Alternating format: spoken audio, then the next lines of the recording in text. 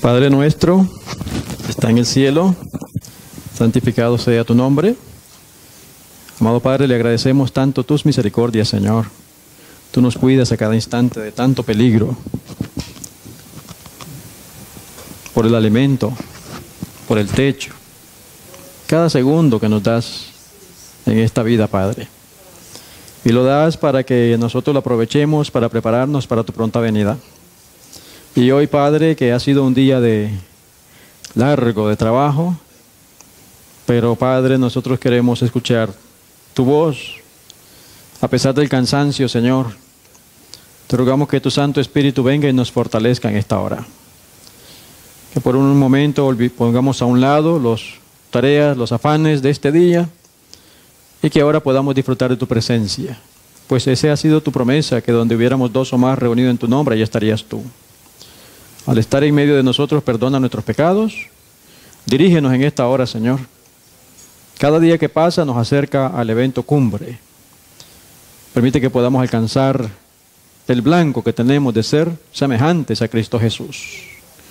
Así que, Padre bendito, te ruego tu bendición para cada uno de los que ya hemos llegado, estamos aquí. Envía a tus ángeles a cuidarnos, Señor, y trae también con bien a los que están en camino. Que todo sea para honra y gloria de tu nombre, te lo pedimos en el nombre de Jesús. Amén.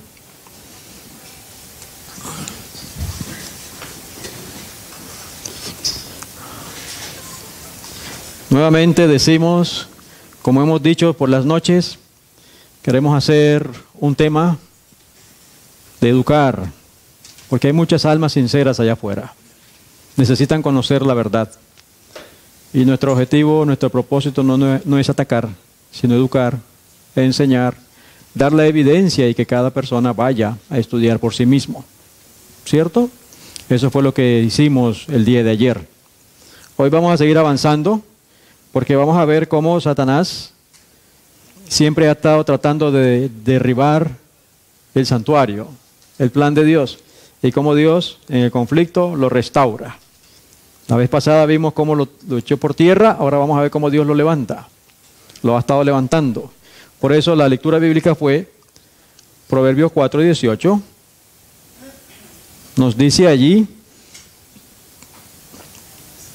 mas la senda de los justos es como la luz de la aurora, que va en aumento hasta que el día es perfecto. Y eso también es para nosotros, porque un día fuimos bebés espirituales, pero no nos quedamos bebés. Si nosotros dejamos de crecer, entonces estaríamos enfermos o probablemente muertos, ¿cierto? Tenemos que ir, igual que los niños, van creciendo, van alimentándose, y ahí vamos. De la misma manera en la vida espiritual. Todo el conocimiento que Dios nos ha dado ha sido como la luz de la aurora, paso a paso. Dijimos que el Señor sacó a su pueblo de Israel de Egipto, de cautiverio, ¿cierto? Con mano poderosa. Y el Señor se propuso en su corazón, Éxodo 19:5, que iban a ser un pueblo, un especial tesoro, si hacían obediencia, ¿se acuerdan? Y Dios los iba a enseñar porque su mente estaba acostumbrada y pensaban como los egipcios, y Él tiene que educarlos. Y Él los educa a través del santuario. Él dijo que le iban a edificar un santuario para que Él morara en medio de su pueblo. Esa era la voluntad de Dios, y ese santuario terrenal tenía el atrio y luego tenía en el santuario mismo lugar santo y lugar santísimo. Era la voluntad de Dios educar al pueblo. Pero ese mismo pueblo que recibió esta luz y que debió haber sido una luz para anunciarle al mundo, embajadores de Dios, para que recibieran al Mesías, se ensoberbecieron, ¿cierto? Perdieron de vista al Santo de Israel, y no solamente se lo perdieron de vista, sino que el maligno llenó su corazón de odio hacia Él. ¿Cierto? Entonces, increíble, el pueblo que Dios ha libertado, que Dios estaba preparando para dar la bienvenida a su Hijo, termina crucificándolo. Y ayer, 2 noches atrás, decíamos que el problema fue que todos creían en los líderes religiosos. Y el Señor Jesús, por lo tanto, muere como el peor criminal del Estado y el peor hereje de la iglesia. Satanás logró eclipsar al Señor Jesús por medio de la misma iglesia, en el atrio, ¿verdad? Pero el santuario tiene el lugar santo y el lugar santísimo. Estábamos estudiando también que la profecía, según el libro de Daniel, se iba a levantar un poder. Y ese poder se iba a oponer contra todo lo que se llama Dios. ¿Cierto? Hasta el punto que se sienta y se llama a sí mismo Dios. Y ese poder iba a ser el que se iba a encargar de perseguir al pueblo de Dios. Y fue dura las experiencias del pueblo de Dios en aquellos días. Por el único delito de aceptar la Biblia, de tener una Biblia, porque ellos decían que solamente el prelado, solamente los sacerdotes que ellos tenían podían interpretar la Biblia, que el pueblo común no debía tener Biblia. Y leíamos una cita que decían, claro, para que el maligno pueda engañar a las multitudes, tiene que hacer un lado las Escrituras. Entonces, a cada persona que tenía la Escritura y que la estudiaba en su casa, era digno reo de, ya sea en la hoguera, podían sacrificarlo en la hoguera, o lo que es peor, como un espectáculo en los estadios romanos, y ahí soltaban leones, y no importaban si habían bebés o alguna otra cosa. Terrible fue la persecución. La Biblia lo llama la gran tribulación, que hace referencia en el libro de Mateo 24. Lo estudiamos el viernes, ¿recuerdan? Ese fue un tiempo terrible para aquellos hermanos nuestros. Ellos formaron parte de los mártires. Entonces, de esa manera era como, mientras Dios está exaltando, levantando el santuario, y a través del tiempo, el enemigo se encarga de perseguir al pueblo de Dios. Pero aún en medio de esa persecución, el Señor tenía a sus hombres. Tenía, por ejemplo, a este. Primero tuvo a los valdenses, después tuvo a este varón. ¿Alguien conoce su nombre? ¿Ah? Ajá, ¿y el nombre de él? Juan, ¿verdad? ¿De dónde era? Inglaterra.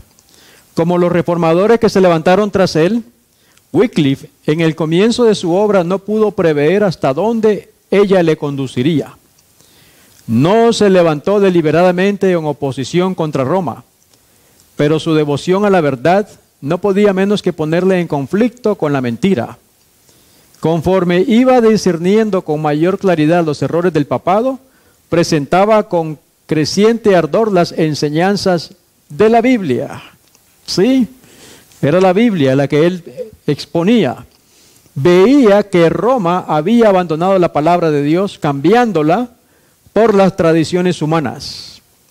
Acusaba desembosadamente al clero de haber desterrado las sagradas escrituras y exigía que la Biblia fuese restituida al pueblo y que se estableciera de nuevo su autoridad dentro de la iglesia.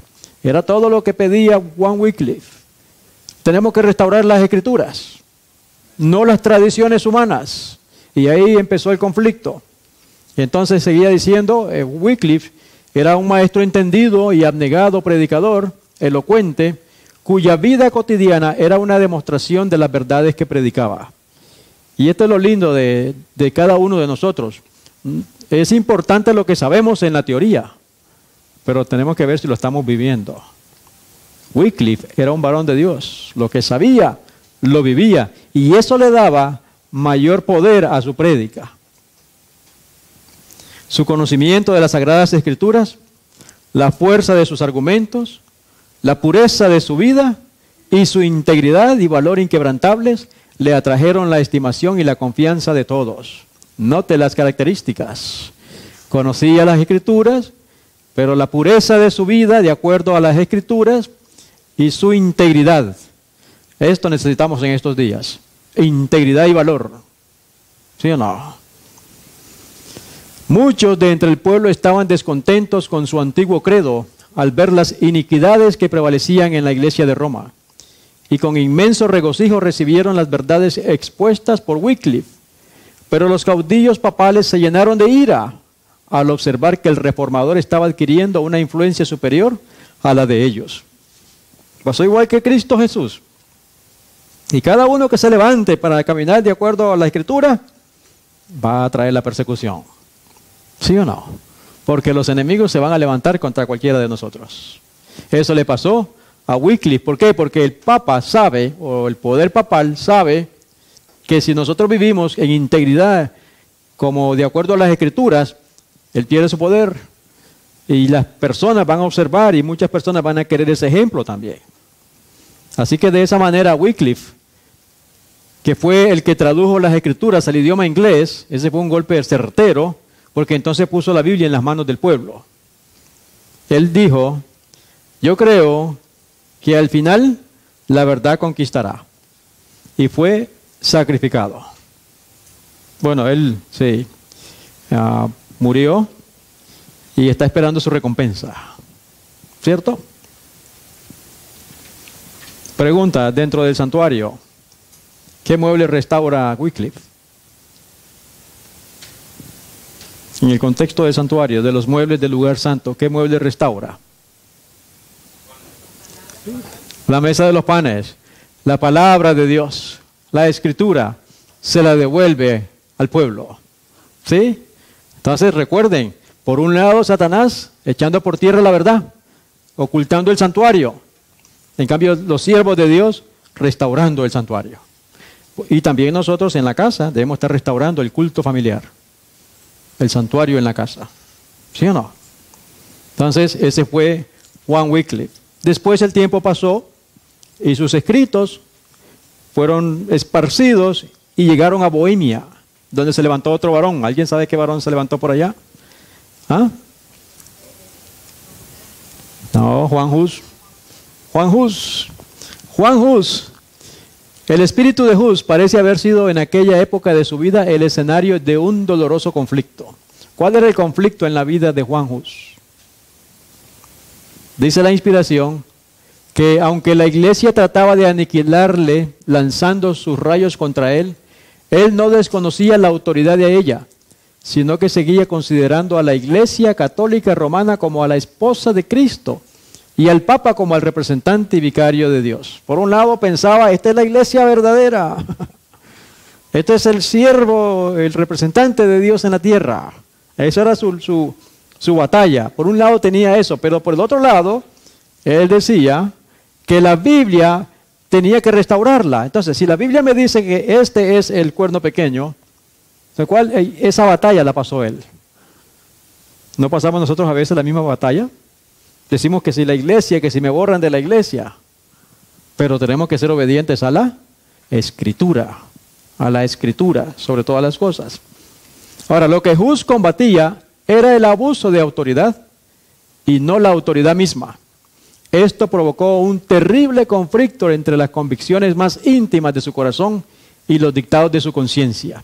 Creo que todos nosotros vamos a pasar, los que vayamos a ser redimidos, vamos a pasar por la misma experiencia. Porque todos nosotros, por lo menos en la experiencia católica, a uno le enseñan desde niños, si te borran de la iglesia, estás perdido. Esa es la idea de la iglesia popular. Y lamentablemente se ha infiltrado en esta iglesia también. ¿Sí o no? Si lo borran de la organización, está perdido. ¿Quién dice eso? Que no me borren del libro del cielo. ¿Cierto, Yailin? Eso es lo que nos debe de interesar. Que nuestro nombre esté escrito en el libro del cielo y que nuestra vida sea íntegra, recta delante de Dios. Así que ese conflicto no es nuevo, lo han pasado todos ellos. Pasó Wycliffe, lo pasaron los discípulos, Juan Hus y todos los reformadores. Decía él, si la autoridad era justa e infalible como él la creía, ¿por qué se sentía obligado a desobedecerla? Atacarla era pecar, acatarla era pecar. Pero, ¿por qué se sentía obligado a pecar si prestaba obediencia a una iglesia infalible? Este era el problema que Hus no podía resolver y la duda le torturaba hora tras hora. Es terrible ese conflicto que nosotros hemos pasado también. ¿Será que estoy equivocado? ¿Será que me estoy yendo al fanatismo? ¿Cierto? ¿Será que me estoy haciendo fariseo? Pero no, mientras obedezcamos la Biblia, tendremos la aprobación de Dios. No importa lo que digan los hombres, Ojalá que todos los hombres tuviéramos el mismo espíritu y fuéramos unánime, la voluntad de Dios. Pero al final debemos serle fiel a la Escritura. Entonces la solución, que por entonces le parecía más plausible, era que había vuelto a suceder lo que había sucedido en los días del Salvador, a saber que los sacerdotes de la iglesia se habían convertido en impíos que usaban de su autoridad legal con fines inicuos. En otras palabras, decía él, lo que ha sucedido aquí es que líderes se han corrompido y han abandonado los principios de la Escritura. Y entonces él tomó la decisión de serle fiel a las Escrituras. Esto le decidió adoptar para su propio gobierno y para el de aquellos a quienes siguiera predicando la máxima aquella de que los preceptos de las Sagradas Escrituras, transmitidos por el entendimiento, han de dirigir la conciencia. O en otras palabras, que Dios, hablando en la Biblia y no la iglesia hablando por medio de los sacerdotes, era el único guía infalible. Ese principio está todavía hoy. Nosotros tenemos que regir nuestra vida, nuestra conciencia, por medio de las Sagradas Escrituras. Es Dios hablándonos a través de la Biblia a cada uno de nosotros. Ese es el principio para todos. Porque ¿qué va a suceder, hermanos queridos? Todos nosotros no sabemos dónde vamos a estar dentro de poco. Porque todos vamos a salir quién sabe dónde. ¿Cierto? Y aunque todos apostataren, tenemos que ponernos en la mente, cada uno de nosotros, serle fiel a Dios, a la Escritura, a la Santa Biblia. ¿Sí o no? A las Sagradas Escrituras. Esos principios tenemos que penetrar en nuestra mente. Entonces Juan Hus, él dijo, busca la verdad, escucha la verdad, enseña la verdad, ama la verdad, abraza la verdad y defiende la verdad, aún hasta la muerte. Y ese hombre también fue llevado a la estaca, a la hoguera. ¿Sí o no? Mire cómo los varones de Dios van muriendo solamente por la verdad, por Cristo. Juan Hus tuvo un amigo, un compañero. ¿Saben quién era? Jerónimo. Jerónimo era muy talentoso. Jerónimo poseía en alto grado lucidez genial, elocuencia e ilustración, y estos dones le conquistaban el favor popular. Pero en las cualidades que constituyen verdadera fuerza de carácter, sobresalía Hus. El juicio sereno de Hus, restringía el espíritu impulsivo de Jerónimo, el cual reconocía con verdadera humildad el valor de su compañero, y aceptaba sus consejos. Mediante los esfuerzos unidos de ambos, la reforma progresó con mayor rapidez. Mire cómo Dios pone dos hombres. Uno que tiene firme y el otro era como Pedro. Pero hay que llevar las cosas de acuerdo al Espíritu de Dios. Porque podemos hacer daño a veces cuando decimos palabras muy ásperas como Pedro. Entonces tenemos que balancear y Dios nos pone uno que es más dócil y otro que es más firme. Y van trabajando juntos. Recordemos que el Señor nos dijo que cuando salgamos a buscar almas no debemos ir solos, ¿cierto? Por lo menos dos, de dos en dos, porque cada uno se ayuda. Y estos dos hicieron una cupla muy buena. Entonces resulta que Juan Hus ya es sacrificado y Jerónimo en los momentos cumbres llegó a traicionarlo. ¿Sí? Se acobardó y huyó. Pero después reflexionó y dijo, qué cobarde he sido. Y él mismo se fue a entregar. ¿Cierto?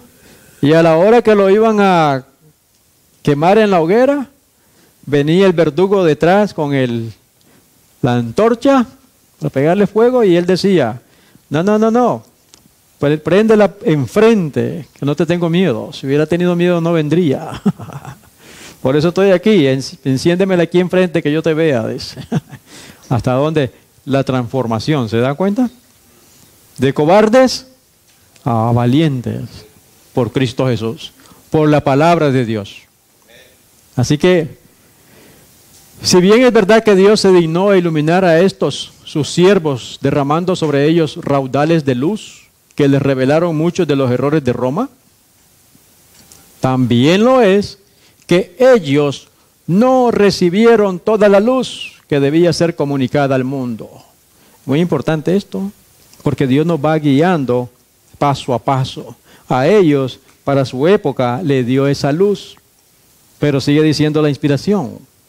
Por medio de estos hombres, Dios sacaba a sus hijos de las tinieblas del romanismo, pero tenían que arrastrar muchos y muy grandes obstáculos, y Él los conducía por la mano, paso a paso, según lo permitían las fuerzas de ellos. Es decir, hace rato Dios quiere dar la luz, pero nosotros no podemos avanzar sino a paso de tortuga, y Él va llevándonos ahí paso a paso. No estaban, aunque eran tremendos hombres, no estaban preparados para recibir de pronto la luz en su plenitud. Ellos los habría hecho retroceder como habrían retrocedido. Con la vista herida, los que acostumbrados a la oscuridad recibieran la luz del mediodía. Así que tiene que hacer Dios paso a paso.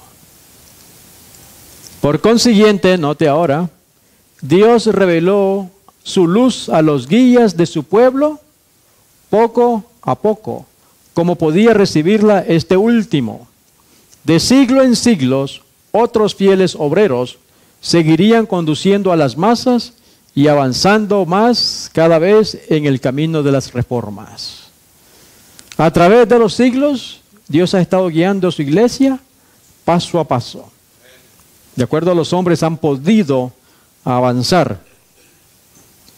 Note, hermano querido, de siglo en siglos, otros fieles obreros seguirían conduciendo a las masas y avanzando más cada vez en el camino de las reformas. Eso es muy importante. ¿Qué tal si el próximo varón que Dios va a llamar eres tú? O tú, o cualquiera de nosotros. En la medida que nos pongamos en las manos de Dios. Por eso Dios en cada generación va llamando varones para vivir el tiempo de ahora, para seguir guiando a su pueblo hasta que nos encontremos en la Canaán celestial, ¿sí o no? Sería un privilegio, ¿sí o no? Pero tenemos que prepararnos. Así que de siglo en siglo Dios va llamando a obreros. Después llamó a otro gran varón. ¿Quién era? Para los años 1500. Martín Lutero. ¿Cierto? Martín Lutero dice que el más distinguido de todos los que fueron llamados a guiar a la iglesia de las tinieblas, del papado a la luz de una fe más pura, fue Martín Lutero. Celoso, ardiente y abnegado, sin más temor que el temor de Dios y sin reconocer otro fundamento de la fe religiosa que el de las Sagradas Escrituras. Fue Lutero el hombre de su época. Todos estaban martillando en las Escrituras, las Sagradas Escrituras. También dice el conflicto de los siglos que Juan Wycliffe fue lo que fue debido a las Escrituras. Oiga eso. Si queremos ser varones como Juan Wycliffe o Lutero, estudiar la Escritura y vivirla. Ahí está el poder en la Sagrada Escritura. Por eso Satanás odia ese libro. Entonces el más distinguido fue Martín Lutero. Por su medio, por Martín Lutero, realizó Dios una gran obra para reformar a la iglesia e iluminar al mundo. Ese fue uno de los más grandes golpes. Estremeció todo el imperio de Satanás. Un solo hombre. Un solo hombre. ¡Wow! ¿Qué tal cuando seamos 144,000? Por fe. ¿Ah? Eso es lo que Satanás más teme. Por eso prepara la persecución. Por eso nos odia, por eso nos quiere callar. Pero la verdad va a seguir. Si muere uno, Dios levanta a otro. Muere otro, Dios levanta a otro. No hay ningún problema. Gloria a Dios. Lutero había sido llamado como pastor para apacentar el rebaño de Dios que estaba hambriento y sediento de la verdad. Declaraba firmemente que los cristianos no debieran admitir más doctrinas que las que tuviesen apoyo en la autoridad de las Sagradas Escrituras. ¿Qué clase de declaración esta? Y está vigente para nosotros hoy. No importa de qué iglesia sea. Martín Lutero dijo, declaraba firmemente que los cristianos no debieran admitir más doctrinas que las que tuviesen apoyo en la autoridad de las Sagradas Escrituras. No importa quién sea, todo tiene que salir de las Sagradas Escrituras. Y eso no ha cambiado desde los días, desde que el Señor Jesús se fue. Las Sagradas Escrituras, escrito está, escrito está. Estas palabras, que las que mencionamos ahora mismo, minaban los cimientos en que descansaba la supremacía papal. Contenía los principios vitales de la Reforma. ¿Recuerdan lo que enseñaba el papado? Que no, que la gente no leyera la Biblia, sino que a través de los sacerdotes. En cambio se levanta Lutero, y Lutero dice no, obedece a la Escritura nada más. Y empezó a hacer la guerra y eso estremeció al poder del papado. Lutero advirtió que era peligroso ensalzar las doctrinas de los hombres en lugar de la palabra de Dios. Atacó resueltamente la incredulidad especulativa de los escolásticos y combatió, note, la filosofía y la teología que por tanto tiempo ejercían su influencia dominadora sobre el pueblo. ¿Qué combatió Martín Lutero? Filosofía y la teología. Y dijo más. Lutero denunció el estudio de aquellas disciplinas no solo como inútil, sino como pernicioso. ¿Qué cosa es inútil? Estudiar teología, según el hombre, según las universidades. Ser filosófico, estudiar filosofía. Todo eso es inútil. Y los hombres hoy se llenan de orgullo, diciendo, estoy estudiando teología. No, la teología que vamos a estudiar es las Sagradas Escrituras. Hay pastores que se llenan de orgullo y dicen, tengo un título en divinidad. ¡Wow! Ni siquiera Cristo tuvo ese título, ¿cierto? Y no podemos comprender nuestra pecaminosidad, la humanidad, y se dicen ellos llenos de orgullo que tienen un título de divinidad.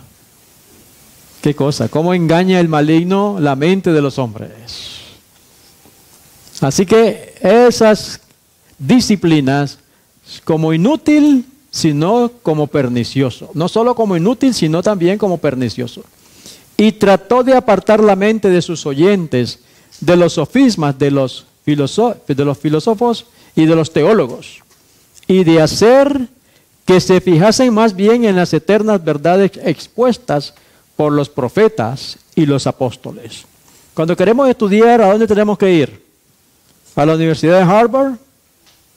¿O Walla Walla College? No, en su casa puede estudiar la Sagrada Escritura y Dios le va a enseñar.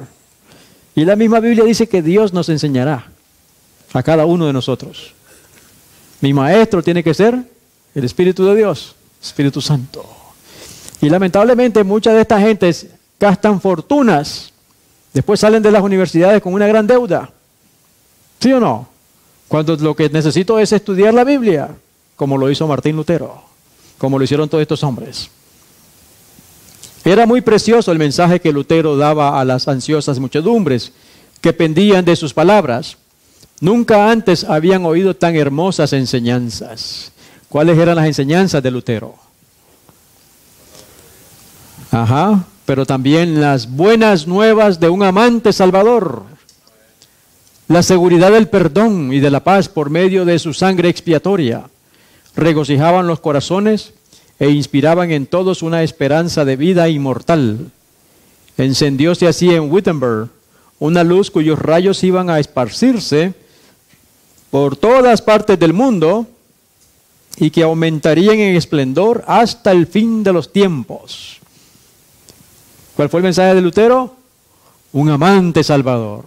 Usaba la Biblia que ya había sacado Wycliffe y que había usado Juan Hus. Pero el mensaje de él estudiando la Biblia se encuentra con un amante salvador, con la seguridad del perdón y la paz. Ese fue el mensaje de Lutero. Pero la luz y las tinieblas no pueden conciliarse. Entre el error y la verdad media un conflicto inevitable. Escuche ahora. Sostener y defender uno de ellos es atacar y vencer al otro. Usted o tiene la verdad o tiene el error. No podemos tener los dos. No podemos tener 99 y un poquito de error. No. O tenemos todo o no tenemos nada. Y ahí es donde Satanás es más peligroso. Porque él nos dice con la Biblia y la gente dice, pero me está hablando de la Biblia. Sí, pero le pone, la tuerce un poco justo para desviarnos. No hay comunión entre el error y la verdad. ¿Ok? Hubo otro problema que molestó bastante a Lutero. ¿Cuál fue? A ver si nos recordamos.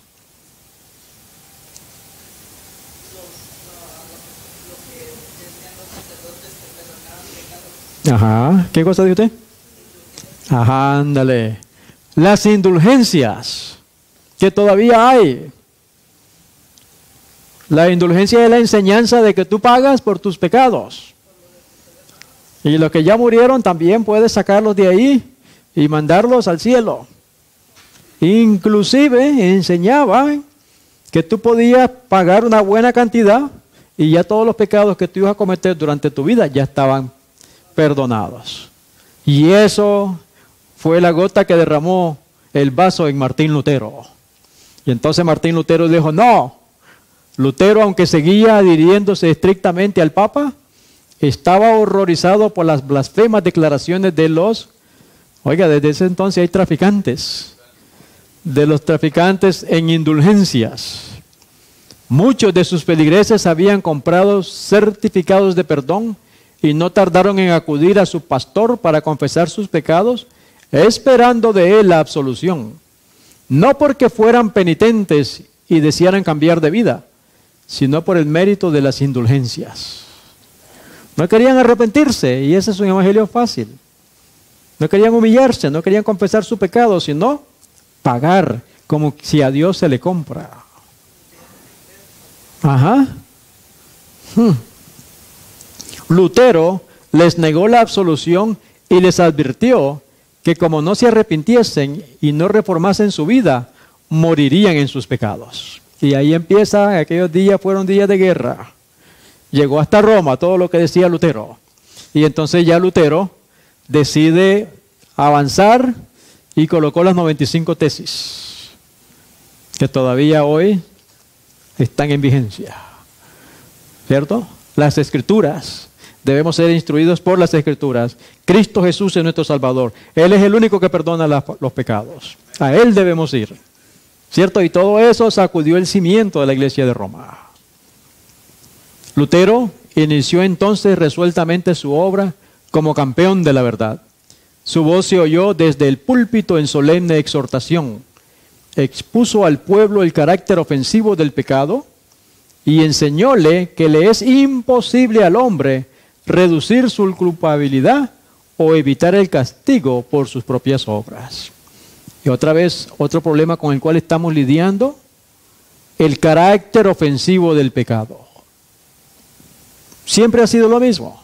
El pecado es el que nos separa de Dios. Nosotros tenemos que vencer el pecado en nuestras vidas. Desde los días de Lutero. Solo el arrepentimiento ante Dios y la fe en Cristo podían salvar al pecador. La gracia de Cristo no podía comprarse. Era un don gratuito. Aconsejaba a sus oyentes que no comprasen indulgencias, sino que tuviese fe en el Redentor crucificado. Ese fue el mensaje de Lutero, que hasta el día de hoy está, aunque el maligno está tratando de echarlo para atrás. Pero no, somos salvos por el Cordero. ¿Cierto? Juan 1:29, es el único que nos perdona los pecados, el Dios del cielo. Y añadía Lutero, en la misma batalla que tuvo él, igual que Wycliffe, igual que Hus, porque él decía, ¿será que me estoy yendo aparte? ¿Será que me estoy diciendo fanático? Y decía él, no debo consultar la prudencia humana, sino el consejo de Dios. Si la obra es de Dios, ¿quién la contendrá? Si no lo es, ¿quién la adelantará? Ni mi voluntad, ni la de ellos, ni la nuestra, sino la tuya, oh Padre Santo, que estás en el cielo. Lindas palabras, ¿eh? No lo de ellos ni lo nuestro, sino la voluntad del Padre Santo. De así debemos vivir todos nosotros. ¿Qué mueble entonces restaura a Lutero en el santuario?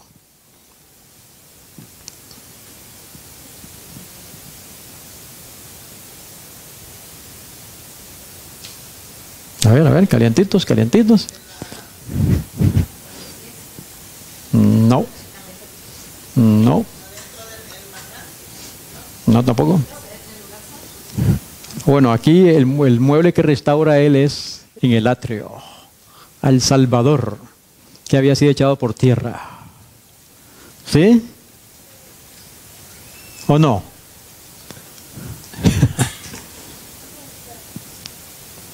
Porque en el atrio, Satanás usó al pueblo de Dios, Israel, y echó por tierra este mueble.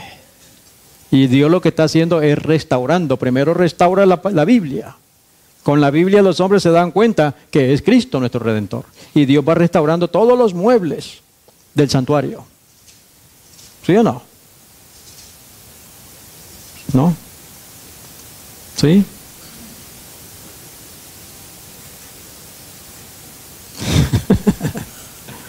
Porque lo que está restaurando, yo sé que tal vez están pensando lugar santo, pero esto está en el atrio. Porque Él está restaurando todo el santuario a través de la historia. No solamente el lugar santo. Él va a restaurar el atrio, el lugar santo y el lugar santísimo. No va en orden. Primero restauró la Biblia con Wycliffe. Es que la Biblia es el fundamento. ¿Cierto? Ya una vez que Wycliffe traduce la Biblia al idioma del pueblo, los otros hombres pueden estudiar la Biblia y se dan cuenta del santuario. Y entonces Lutero descubre que en el atrio es Cristo Jesús, nuestro Salvador, nuestro Redentor. Después el Señor iba a restaurar otro mueble. Este mueble sí está en el lugar santo. Él se llama, para el año 1500 y medio, John Calvino, fundador de la iglesia presbiteriana. Él tenía un deseo ardiente de la oración. ¿Qué mueble restauró él? El altar de incienso. El altar de incienso. Después el tiempo pasó, la gente sigue estudiando la Biblia y ahora se levanta un movimiento. Un movimiento el cual decía que ya no se deben bautizar bebés, sino que se deben bautizar las personas cuando están grandes. El lavacro. Esto era el imperio de Roma y los anabatistas de 1525 a 1550, ellos agregan, además de los otros muebles, restauran el lavacro. Que el creyente tiene que bautizarse cuando está mayor. No bautismo de bebés, de infantes. ¿Ok? Después pasó el tiempo y noten esto. Primero se restaura la Biblia, ¿cierto? Entonces los hombres empiezan a estudiar la Biblia, se separan de la iglesia, vienen Hus, Lutero, aceptan a Cristo como Salvador personal y por eso se fundó la iglesia luterana. Salen de la iglesia popular y llegan a la iglesia luterana. El tiempo pasa y viene Calvino y se agrega también la oración. Luego incluyen ahora el bautismo y surge la iglesia bautista. De ahí van surgiendo las iglesias. Cada verdad va creciendo. Por eso la luz de la aurora va en aumento. ¿Sí? Hasta que el día va resplandeciendo. Dios iba guiando a su pueblo paso a paso. Restaurando el santuario también. ¿Está bien? Interesante esto. La historia así lo demuestra y en la Biblia está. Después había que pasar el tiempo y iba a surgir otro movimiento. Dios levantó a otro hombre que también se llamaba John Wesley. Fue el fundador de la iglesia metodista. Él tenía un deseo ardiente dilo al mundo, predícale al mundo que hay un Salvador. Y él fue el fundador de la iglesia metodista. ¿De dónde era Elena G. de White? Salió de la iglesia de los metodistas. Tienen la idea ellos, la práctica de ser misioneros, predicar el mensaje. ¿Qué mueble es ese? El candelabro. Dilo al mundo, testifica al mundo con el Espíritu de Dios. Entonces se van restaurando todos los muebles. Y cada uno de los reformadores, la luz va pasando de generación en generación. Luego iba a pasar, dice la profecía, el tiempo y íbamos a llegar al tiempo del fin. Dios levanta a otro hombre. ¿Cómo se llamaba? Guillermo Miller. Guillermo Miller, un agricultor también, pero un hombre íntegro. Dios lo llama para estudiar la profecía. Y él empieza a estudiar la Biblia versículo por versículo. Y él fue uno de los que hizo este gráfico de la profecía de los 2300 días. Él empezó como para el año 1831, junto con el equipo después le llamaron los Milleritas. Milleritas, ¿verdad? Y que el mensaje era, Cristo viene pronto. Cristo viene pronto, para 1844 decía él. De ahí es donde se funda en aquellos días se le llamó los adventistas del primer día. ¿Sí? Eran guardadores del domingo porque todavía no había llegado la luz del sábado. Entonces Dios los va guiando y después del chasco de 1844 solamente quedaron un grupito de personas. Ese grupito de personas siguió estudiando la Escritura y pensaron por qué nos equivocamos. Y Dios le trae a la mente el santuario. Y les trae que la ley de Dios no ha sido clavada en la cruz como predicaban y como predican. Que el sábado todavía es el día del Señor del cuarto mandamiento. ¿Dónde estaban esos muebles? Allá lo que Dios le dio a Moisés, ¿cierto? ¿Verdad? En el lugar santísimo. También le dio la reforma alimenticia, que hay que cambiar la alimentación. Entonces, por eso es que el pueblo remanente de Dios, Dios le está cambiando su alimentación. De la misma manera como Dios le cambió la alimentación en el desierto, si querían, porque los que no quisieron quedaron tendidos en el desierto. De igual manera, después de 1844, siguen avanzando, Dios sigue dando más luz, y para el año 1863, Dios da la reforma alimenticia. El maná, para nosotros. Alimentos que no dependieran de productos animales, sino, como dice la inspiración, Dios está tratando de traer a su pueblo paso a paso al Edén. A saber de que el hombre puede subsistir con alimentos, no necesariamente la carne, sino lo que Dios ha creado. Ese era el otro mueble que estaba en el lugar santísimo. Dios está restaurando el arca en el lugar santísimo. Entonces, había otro mueble que era la vara de Aarón, que representa, ¿se acuerdan que en aquellos días el pueblo estaba diciendo que no solamente Aarón, sino que otros también podían ser siervos de Dios? Y Dios hace una prueba y les dijo que trajeran una vara, y la vara que iba a reverdecer era la que Dios había escogido. Eso es lo mismo que representa, para el año 1844 y todos esos años, se levantaron un montón de movimientos. Se levantaron los espiritistas con las hermanas Fox, más o menos en esa misma época. ¿Cómo se llama de los mormones? José Smith, que decía ser profeta de Dios también. Russell se levanta también, diciendo ser siervos de Dios. Y no, resulta que la que Dios escogió es Elena G. de White, con sus escritos. Elena G. de White es la guía que Dios ha usado para ampliarnos lo que está en la Biblia, para verlo más claro. Ella no ataca ni contradice, sino que está en armonía con la Biblia, ¿sí o no? Entonces, esos 3 muebles estaban en el arca que estaba en el lugar santísimo. ¿Se dieron cuenta? Entonces, al ser el recorrido del Señor restaurando su santuario a través de sus hombres, el número 1 fue Juan Wycliffe, cuando él restaura la mesa de los panes. El número 2 que se restaura es Martín Lutero, con el Cordero de Dios, restaurándolo. El número 3, Calvino, con la oración. Luego vinieron los anabatistas, restaurando el bautismo de las personas mayores. El 5, la testificación de Juan o de John Wesley.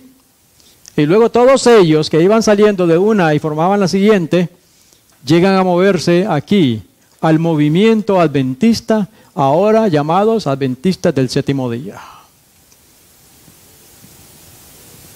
Gloria a Dios. Somos un movimiento profético. ¿Se acuerdan la cita que decía, siglo tras siglo Dios estaba levantando a hombres y mujeres? Para 1844 Dios también llamó a ese grupo de siervos. Y esos hombres y mujeres pasaban la noche entera orando, pasaban la noche entera estudiando la Biblia para ver la verdad. Y Dios en su misericordia se la dio. Gloria a Dios. Ahora, en Apocalipsis capítulo 10, 1 al 6, vamos a ver ahí qué dice. Apocalipsis 10.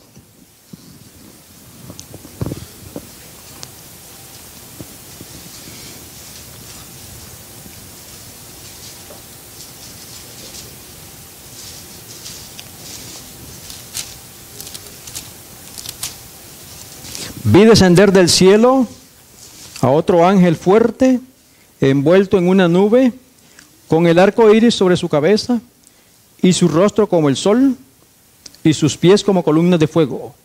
Tenía en su mano un librito abierto, y puso su pie derecho sobre el mar, y el izquierdo sobre la tierra. Y clamó a gran voz, como ruge un león, y cuando hubo clamado, 7 truenos emitieron sus voces. Cuando los 7 truenos hubieron emitido sus voces, yo iba a escribir, pero oí una voz del cielo que me decía, sella las cosas que los 7 truenos han dicho y no las escribas. Y el ángel que vi en pie sobre el mar y sobre la tierra levantó su mano al cielo y juró por el que vive por los siglos de los siglos, que creó el cielo y las cosas que están en él, y la tierra y las cosas que están en ellas, y el mar y las cosas que están en él, que el tiempo no sería más. Esto está hablando del tiempo profético del fin. Y luego en el versículo 11, dijo él, y él me dijo, es necesario que profetices otra vez sobre muchos pueblos, naciones, lenguas y reyes. Eso es el mensaje de los 3 ángeles. Que Dios dice, es necesario que le prediques otra vez al mundo. ¿Por qué era necesario predicarle otra vez al mundo? Porque la primera vez el cuerno pequeño había embriagado a todas las naciones. ¿Verdad? Entonces el Señor le dice, todas estas verdades que nos ha estado enseñando el Señor en el atrio, en toda la restauración del santuario, y que no es el santuario terrenal, sino el celestial, donde Cristo Jesús está ministrando por nosotros. Entonces, todas estas verdades, dice el Señor, es necesario que le profetices a toda nación, tribu, pueblo y lengua. Dile la verdad, sácalos del error. ¿Por qué? Porque Cristo está volviendo. Y entonces surge el mensaje de los 3 ángeles. Ese es nuestro mensaje. La iglesia adventista del séptimo día. Ayer o la noche anterior vimos las características. Los que guardan los mandamientos tienen el testimonio de Jesucristo o espíritu de profecía y la perseverancia de los santos. Con un mensaje, la última advertencia de un Dios misericordioso a un mundo que perece. Para eso hemos sido llamados nosotros. sacarlos del error, para que eviten ellos las plagas. Porque caso contrario, entonces van a ser partícipes de esas plagas y la ira de Dios caerá sobre ellos. Eso es lo que Dios quiere, que nosotros seamos sus mensajeros. Y así como alguien nos ayudó a nosotros vayamos a ayudar a alguien más. ¿Sí o no? Es el tiempo que vivimos. Y déjeme decirle que nosotros en esta carrera estamos como acá. Somos los más pequeños, los más débiles y los más aporreados, dicen, ¿no? ¿Somos todos enfermos? ¿Sí o no? Inválidos. Sin embargo, el Señor dice que los últimos serán los primeros. Ahora, no importa, porque la victoria no se va a alcanzar por nosotros, sino por el poder de Cristo Jesús. ¿Será que entonces el Señor nos ha dado los mensajes escritos de la sierva del Señor como estos instrumentos para poder comprender y terminar la carrera que tenemos de frente? Porque muchos de nosotros nos hemos alimentado de tal manera que no podemos comprender la Escritura. ¿Sí o no? Entonces el Señor en su misericordia nos explica, como un lente amplifica lo que Él está tratando de decir. Las advertencias para estos días. Gloria a Dios. Entonces, la carrera que la empezaron, porque todo está dispuesto, dice el Señor. La carrera que empezaron los patriarcas y los profetas, los discípulos, los reformadores y los pioneros, no han recibido su recompensa porque están esperándonos a ti y a mí. ¿Cómo la ves? Solemne el llamado, ¿sí o no? Porque solamente va a haber una boda, una cena de la boda del Cordero. Ninguno de ellos, y vieron varones, ustedes los conocen, José, Daniel, Samuel, todos esos hombres están esperando la recompensa. Y te están esperando a ti y a mí. A ver si vamos a terminar este negocio. Como los reformadores se pasaron la antorcha uno a otro, ahora la hemos recibido nosotros, la antorcha, las Sagradas Escrituras. Pero tenemos que conocer el santuario, nuestro sumo sacerdote que está en el cielo, lo que Él está haciendo para lo que estamos haciendo nosotros en la tierra también. ¿Se dan cuenta qué linda es la Biblia y todo el panorama profético? Nosotros no somos una iglesia del montón. O una iglesia porque un hombre dice que fue pastor y levantó una iglesia y la hace como negocio. No. Nosotros somos un movimiento profético, dirigido por el Dios del cielo, según las Sagradas Escrituras. Este es el pueblo de Dios. Ahí tenemos que permanecer. Y así como esos grandes hombres prefirieron morir antes que traicionar la palabra de Dios, debemos ser nosotros también. Por eso es importante que nosotros nos alimentemos de la palabra todos los días. Nuestros niños que ya sepan leer tienen que estudiarla por sí mismos. Tenemos que estar anclados sobre la roca, que es Cristo Jesús. Entonces, ellos están esperando, todos están esperando. ¿Cuánto tiempo más los vamos a permitir que esperen? ¿Hasta el 31?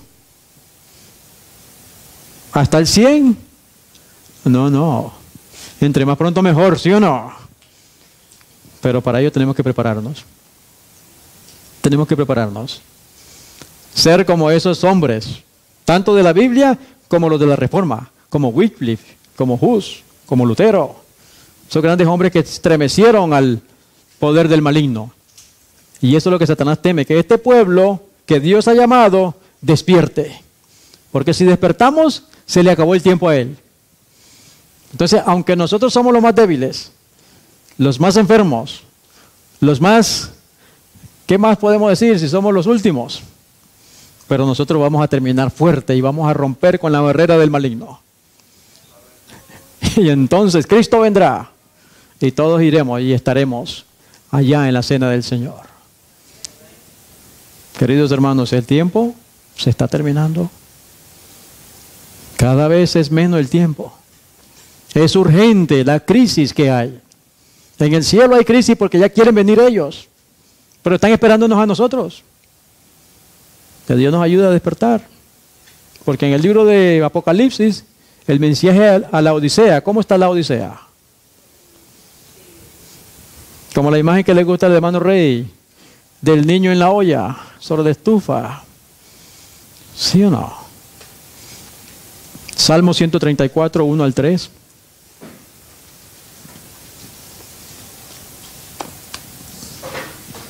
Salmo 134, 1 al 3. Me dice: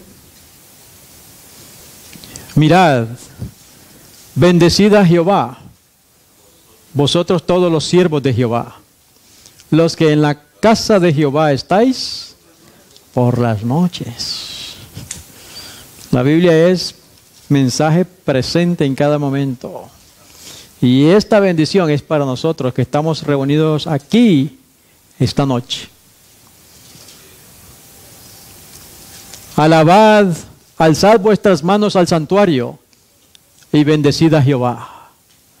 Eso debemos estar haciendo con nuestras oraciones, con una vida íntegra, una vida pura, una vida que debemos estar venciendo los pecados.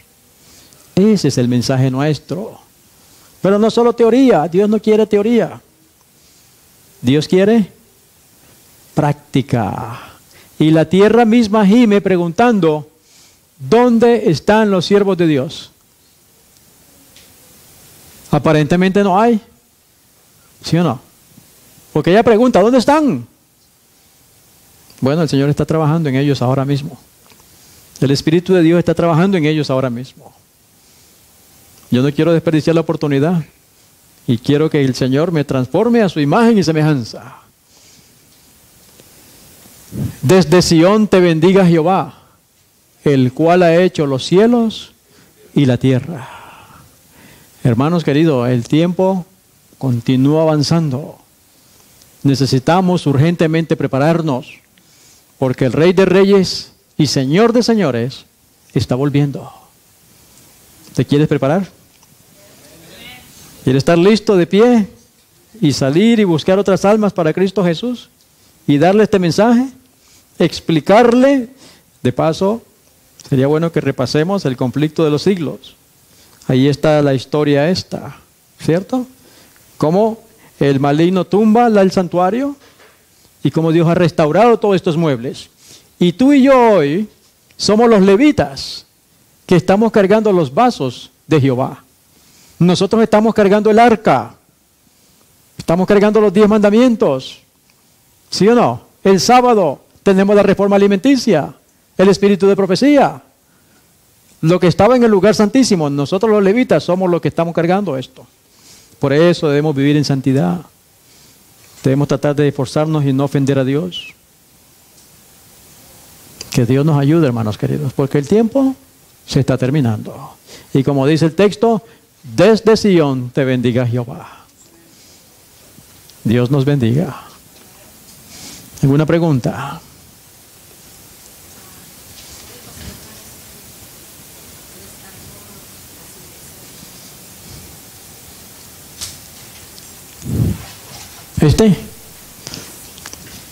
Este mismo.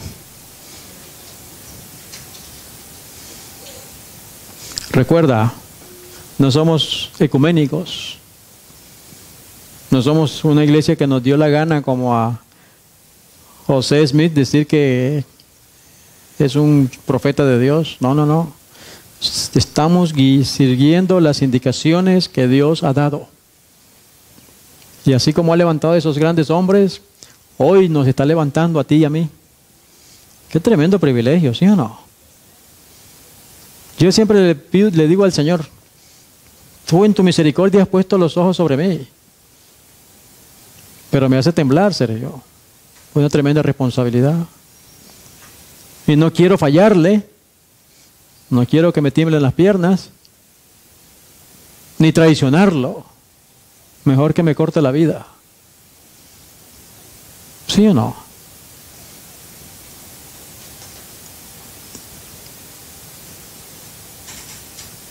En ese tiempo estamos viviendo. Por eso, para llegar a eso, tengo que tener dominio propio. Para llegar a eso, tengo que rendir mi voluntad a Él. Tengo que alimentarme de su palabra todos los días. Tengo que hablar con Él todos los días en la oración. y decirle a otros que Cristo viene pronto. Y lo otro es guardar sus mandamientos, alimentarme como Él dice y obedecer todas sus indicaciones. Preparar a mi familia, a mi esposa, a mis hijos y a los que me rodean. Porque en primer lugar, cuando Cristo venga, me va a preguntar por mi esposa y mis hijos. ¿Es bueno hacer todas estas campañas? ¿Tocar puertas? Pero primero me va a preguntar, ¿dónde está la mujer que te di? O sea, mi obra misionera tiene que empezar en la casa. El altar que tengo que levantar es en la casa, por la mañana y por la tarde. Esos son los sacerdotes de Dios de estos últimos días. Él dijo que quiere hacer un reino de sacerdotes y gente santa. Entonces, queridos hermanos, no somos una iglesia más del montón, o como dicen, note aquí, todos estos hombres, Juan Wycliffe fue catalogado como una secta a los seguidores de Wycliffe. Los seguidores de Lutero también fueron catalogados como una secta. Los seguidores de Calvino también fueron perseguidos como una secta. Los anabatistas también perseguidos como sectas. Los metodistas como sectas. Y hoy dicen que los adventistas del séptimo día son ¿qué? Una secta. Pues gloria a Dios.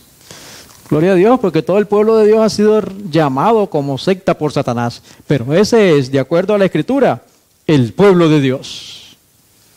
Y eso es lo que importa, lo que diga Dios. ¿Sí o no? Así que, hermano querido, te animo a que estudies, que nos consagremos y que nos preparemos, porque el tiempo se termina. Y entonces cuando el Señor venga, ahí estaremos en esa mesa. Con Abraham, con Samuel, con José, con Daniel, con todos esos grandes hombres. Y que diga ahí el Señor, wow, aquí está una mesa para el hermano Francisco. Wow.